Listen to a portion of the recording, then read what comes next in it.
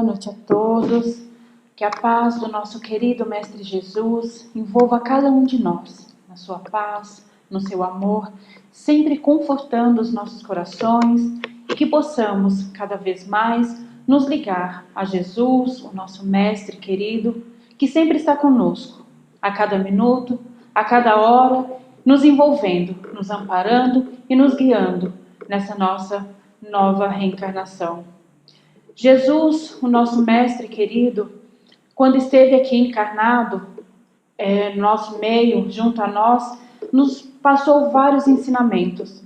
Ele veio não para destruir a lei de Moisés, como ele mesmo disse, ele veio para oficializar, ele veio para ajudar nessa nova revelação. Moisés, que conhecemos, que foi a primeira revelação da lei de Deus, que veio nos trazer os 10 mandamentos. E em seguida veio Jesus, o nosso Mestre querido, com todo o seu amor, para nos ensinar, não apenas através de palavras, mas principalmente de exemplos. Ele veio para exemplificar tudo aquilo que ele veio nos trazer. E a doutrina de Jesus, todos aqueles ensinamentos que ele veio para nos trazer, se resumia em amor. Amar a Deus sobre todas as coisas e ao próximo como a si mesmo. Mas Jesus mesmo disse, enquanto esteve aqui conosco, que ele não poderia dizer tudo. Ele não poderia nos ensinar tudo de uma só vez. Assim como nós, quando somos crianças, nós nascemos, começamos a crescer, damos os primeiros passos, aprendemos algumas palavras e assim com o passar dos anos vamos conhecendo outros universos, conhecendo novas coisas, descobrindo um mundo que nos foi ofertado por Deus, nosso Pai Criador. E assim também foi Jesus, na sua luz, na sua sabedoria divina, ele veio para nos ensinar o que é o amor. Ele veio para nos ensinar que somos filhos de um Pai Criador todo bom e poderoso, que ele nos criou simples e ignorantes, para que todos nós tenhamos as mesmas oportunidade de crescer e se aperfeiçoar. Então Jesus sempre deixou muito claro, sempre falou por parábolas, porque ele não poderia dizer tudo como deveria ser, porque nós não entenderíamos. Então Jesus, além de falar tudo, de revelar as leis, todas as leis, os seus ensinamentos, ele também nos mostrava muito através de exemplos.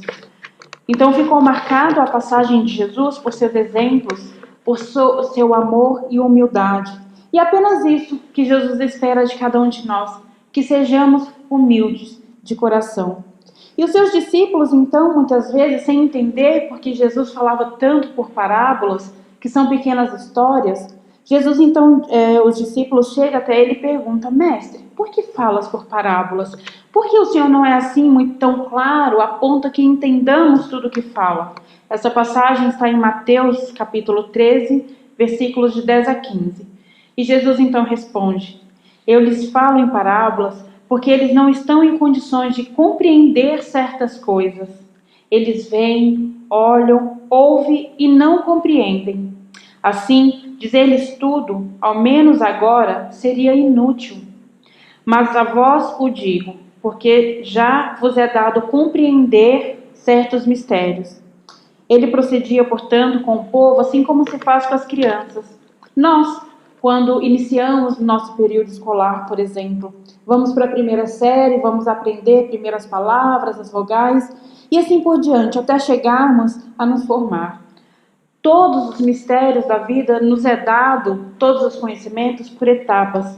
Então, por isso, Jesus não nos revelou tudo de uma forma tão clara.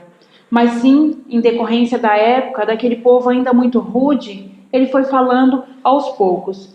E disse mais, em João capítulo 14, versículos 15 a 17 e no 26.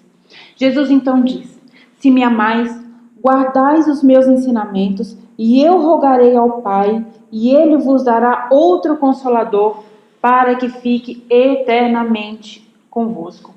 Então tem algumas frases, alguns ensinamentos de Jesus que até hoje, mais de 2000 anos depois, nós precisamos estudar cada linha. porque é muito complexo. Jesus é o Espírito mais puro do qual conhecemos. Ele é que é o governador da terra. Então Jesus, assim como nós, também passou por todas as etapas de progresso, de evolução do Espírito.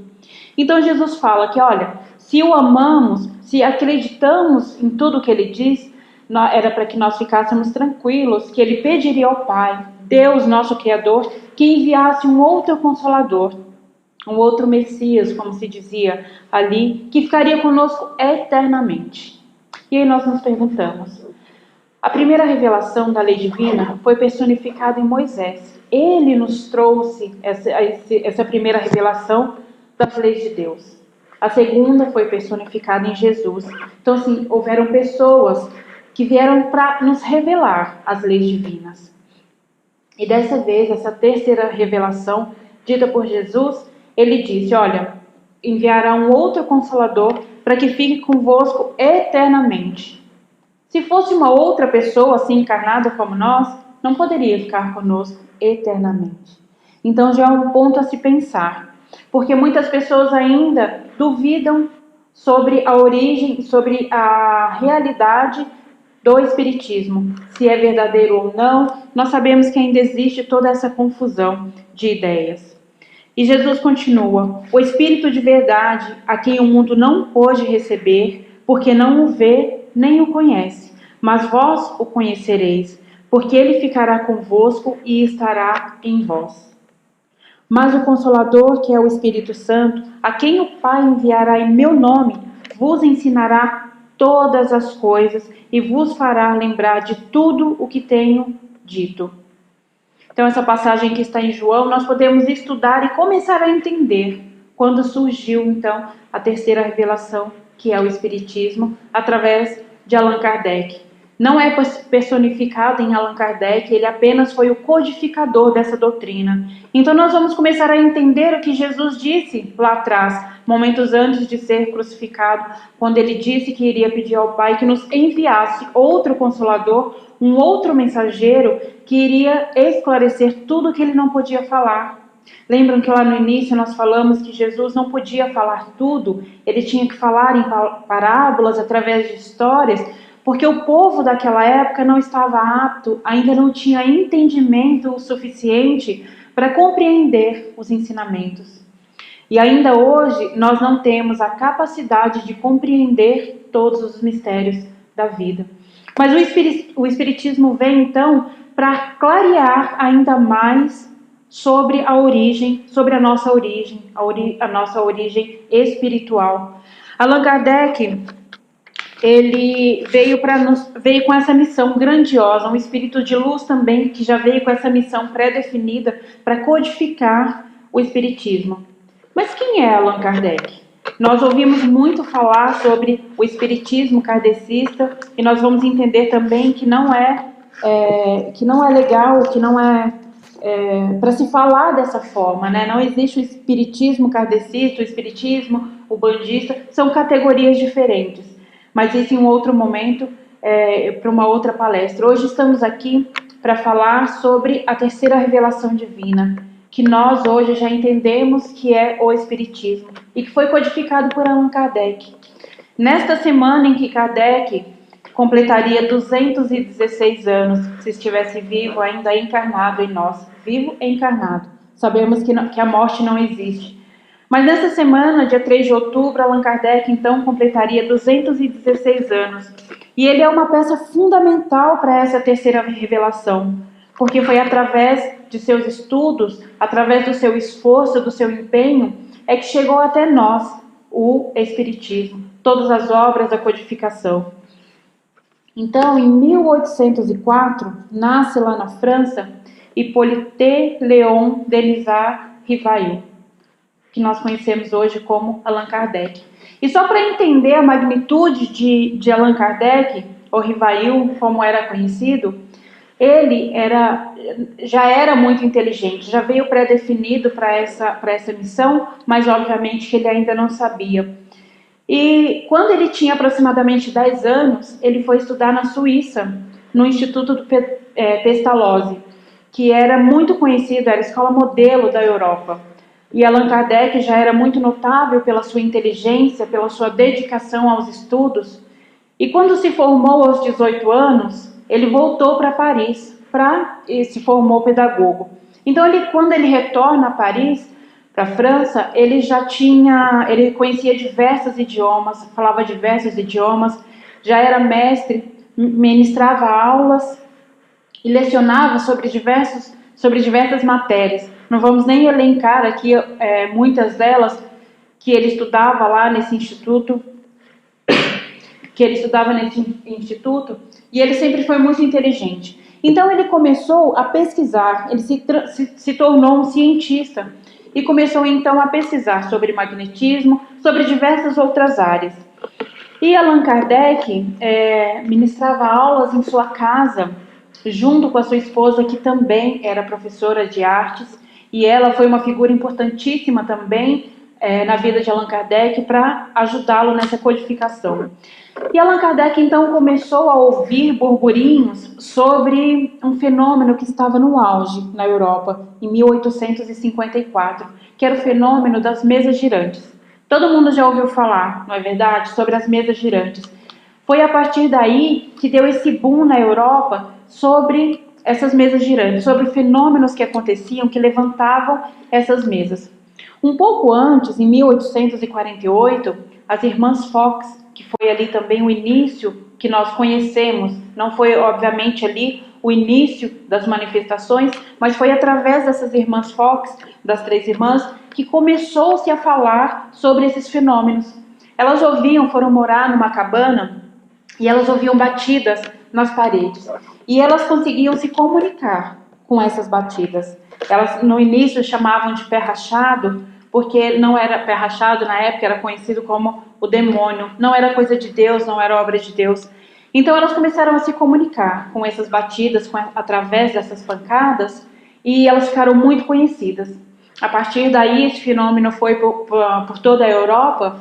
E lá, então, após os saraus que tinham em salões muito requintados da alta sociedade, após esses saraus, eram feitas reuniões de médiuns, que ainda não sabiam, obviamente, que eram médiuns, mas eles ficavam em torno de uma mesa. E ali eles faziam perguntas muito fúteis para aquelas mesas que respondiam através de pancadas. Então começou muito que uma brincadeira e o pessoal não levava muito a sério. E Allan Rivaio, ainda nessa época, ele já tinha publicado diversos livros de autoria pedagógica. Ele ouviu dizer sobre essas manifestações, esses fenômenos que aconteciam. Mas como ele era um cientista muito sério, muito estudioso, ele, no primeiro momento, ele nem teve interesse sobre essas coisas, porque eram tantas piadas, né, que rolavam ali através disso, eram tantas brincadeiras, não era levado a sério aqueles fenômenos, que ele então não se preocupava. Até que um amigo que estudava magnetismo, começou a frequentar essas reuniões, o senhor Fortier.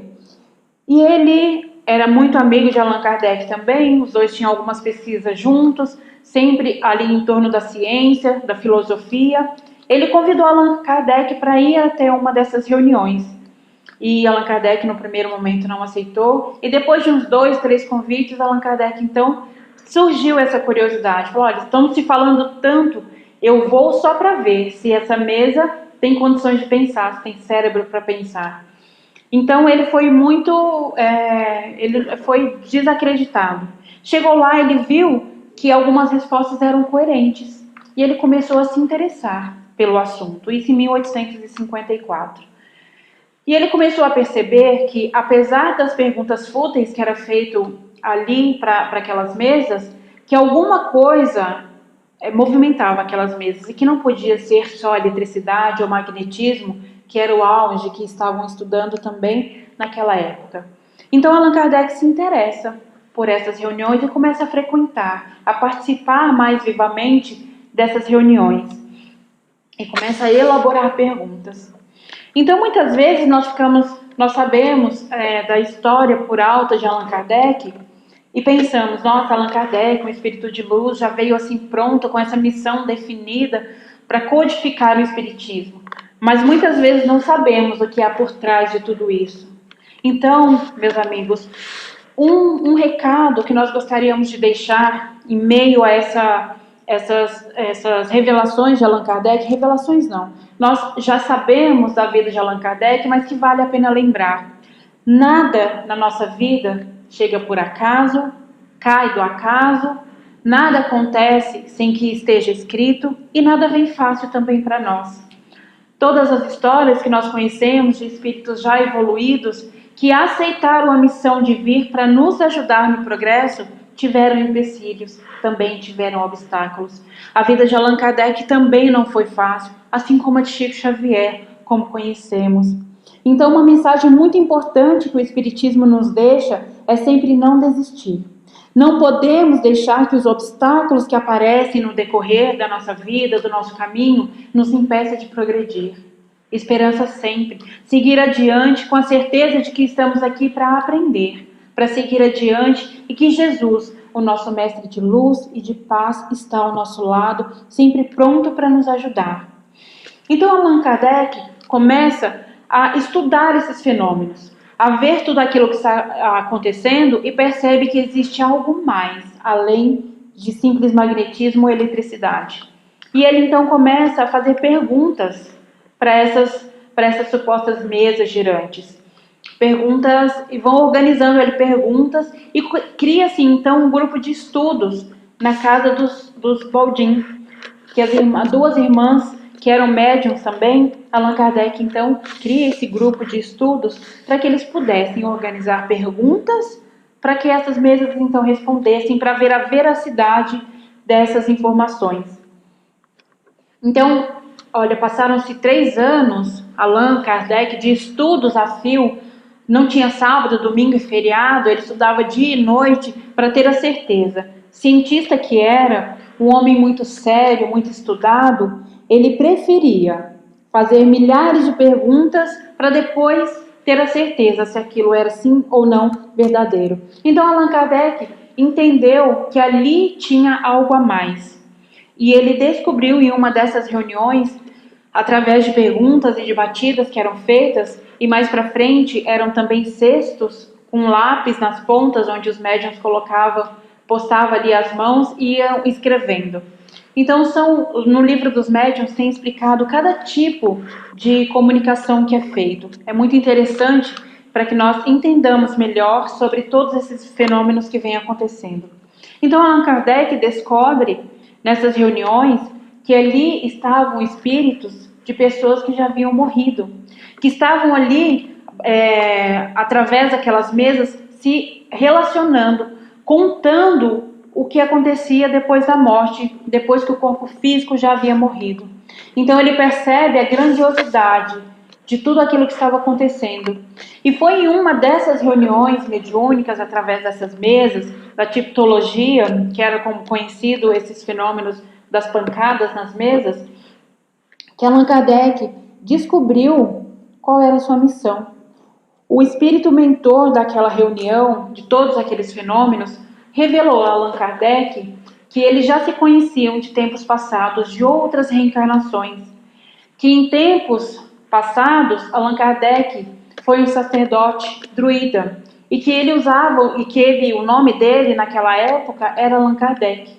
Por isso, o professor Rivaio, então, decidiu adotar esse pseudônimo, Allan Kardec, para que as obras do Espiritismo, para que a codificação do Espiritismo não se misturasse às suas obras científicas de ensino pedagógico. Então ele decide, a partir dali, usar esse nome, Allan Kardec, porque ele descobriu que ele teve esse nome em encarnações passadas.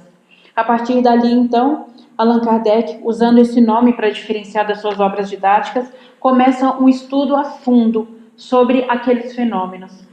E não foi simples a vida de Allan Kardec também, não. Ele precisava da certeza de que ali não estavam de brincadeira, de que aquela missão de que foi dado a ele, de codificar todos os ensinamentos de Jesus, de clarear, de levantar aquele véu que intencionalmente foi lançado lá atrás, quando Jesus disse que nós ainda não tínhamos maturidade de compreender tudo, então é dado ao Espiritismo, que é a terceira revelação, para nos levantar esse véu.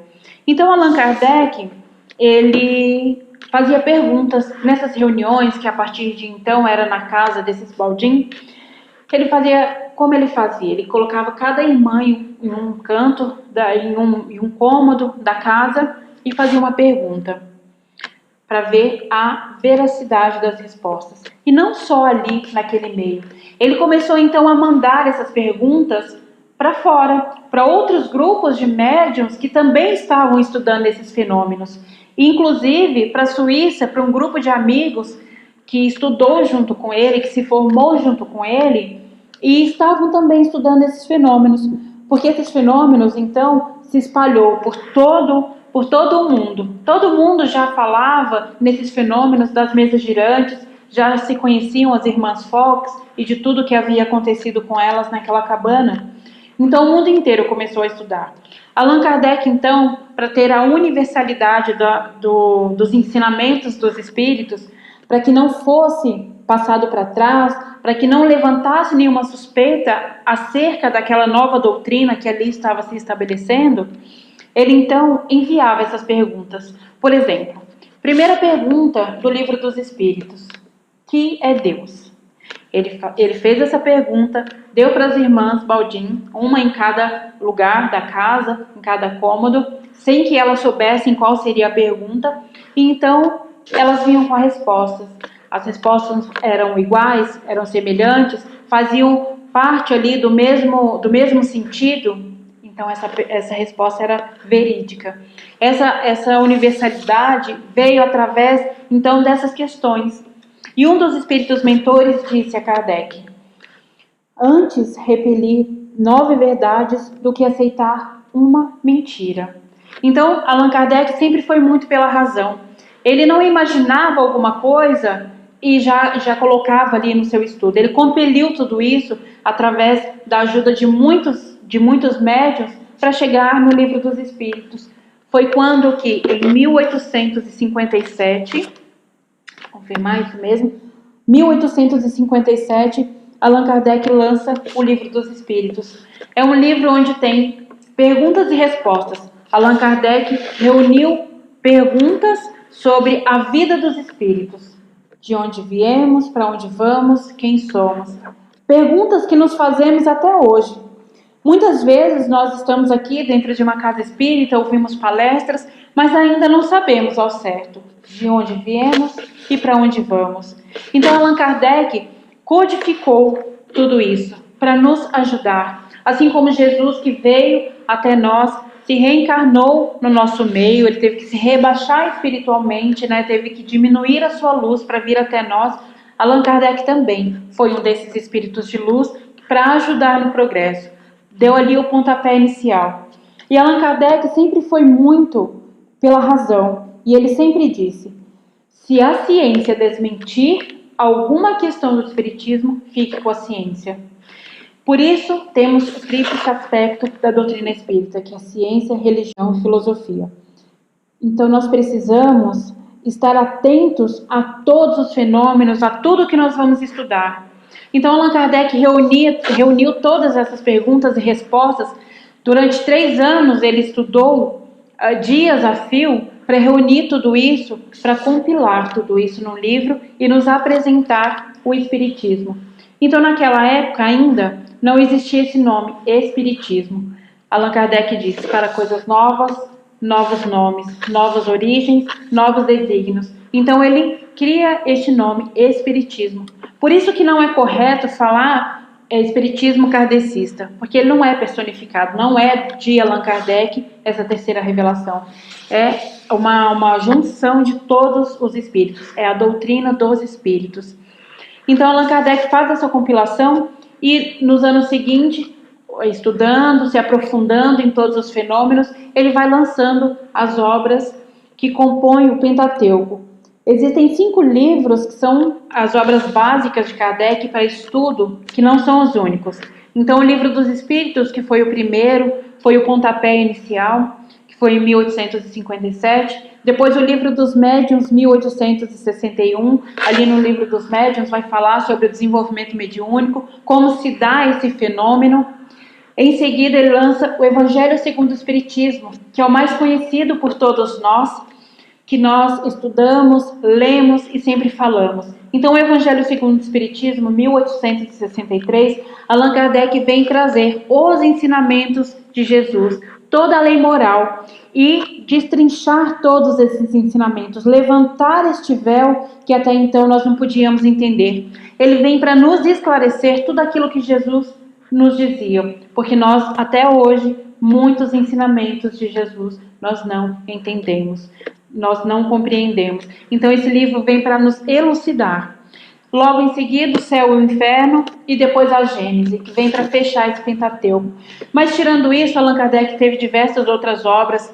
Foi ele que criou a Sociedade Parisiense de Estudos Espíritas, lá em Paris. Ele então lançou a Revista Espírita, também que era divulgação mensal, que está aí disponível hoje para todos nós. E lembrando que naquela época em que Allan Kardec estava estudando com todos aqueles médiuns, não existia internet. Então era muito difícil as pessoas burlarem as respostas. Então quando as irmãs e todos os outros médiuns respondiam através de cartas, e ele compilava e comparava essas respostas, eram todas verídicas. Por aí nós podemos perceber a importância que teve Allan Kardec nas nossas vidas, para nos elucidar, para nos trazer de volta a esperança de viver. Porque antes vivíamos com a incerteza do futuro. E hoje, apesar de Jesus, lá quando esteve aqui entre nós, já falar que o reino de Deus não é deste mundo, que a felicidade não é deste mundo, que Ele estaria ali para sempre para nos ajudar e para nos auxiliar. Então Allan Kardec vem para nos mostrar, através da codificação, através da doutrina dos espíritos, que a morte não existe, que o espírito preexiste além da morte. É uma esperança para todos nós. Por isso não podemos perder a esperança. Por isso temos que ter fé no futuro e acreditar em tudo que acontece na nossa vida, nada é por acaso. Viemos com missões pré-definidas, estamos aqui hoje com a permissão do nosso Pai Criador, de Deus, e Ele criou todos nós simples e ignorantes.